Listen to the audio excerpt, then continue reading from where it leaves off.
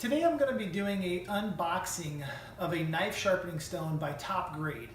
In full disclosure, I am being compensated for this video. However, as always, my review will be honest and sincere. Let's jump in. So packaging looks to be professional.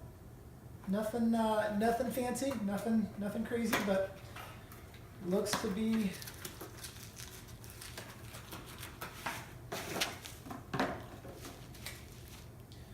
like we have the angle guide.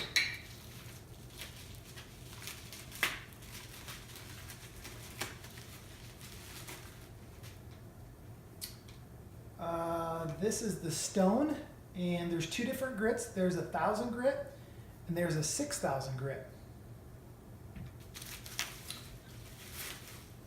And then this here is the holder.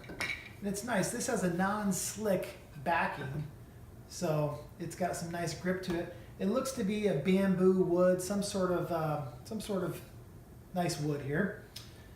Okay, so it looks like this silicone just squeezes in here, fits right in there, nice and snug. And this base, I assume, fits right in there so that when you sharpen, it actually keeps the proper angle on. Now, I'm happy with what I see right here. The real test is going to be putting it to the test.